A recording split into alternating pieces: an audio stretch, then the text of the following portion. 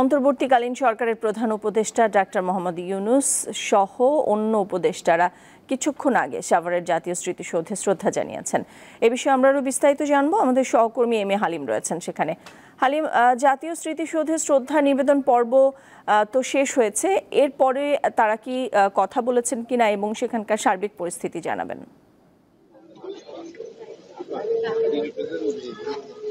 হ্যাঁ, একটু আগে কিন্তু এই শ্রদ্ধা নিবেদন শেষ হয়েছে।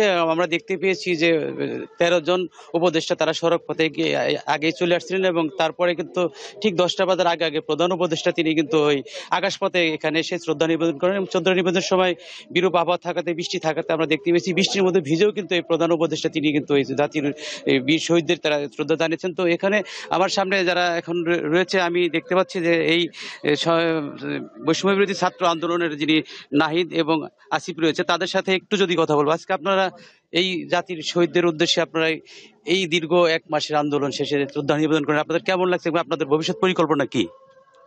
আমরা আজকে আমাদের দিন শুরু করেছি যে আমাদের মহান মুক্তিযুদ্ধ স্বাধীনতা সংগ্রামে যারা শহীদ হয়েছেন তাদের প্রতি ফুল নিবেদন করে এরপরে আমরা আমাদের এই আন্দোলনে যারা শহীদ হয়েছেন, যারা আহত হয়েছে তাদের প্রতি সমবেদনা জ্ঞাপন করব এবং আমরা আমাদের আজকে আলোচনা রয়েছে, সেখানে আমাদের কর্মপরিকল্পনা ঠিক হবে।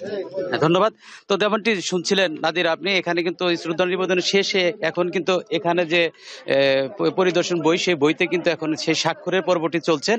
তো সব মিলিয়ে এই ছিল আমার কাছ থেকে জাতীয় স্মৃতিসৌধ থেকে পরিস্থিতি আমরা দেখছিলাম এম এ হালিমের মাধ্যমে।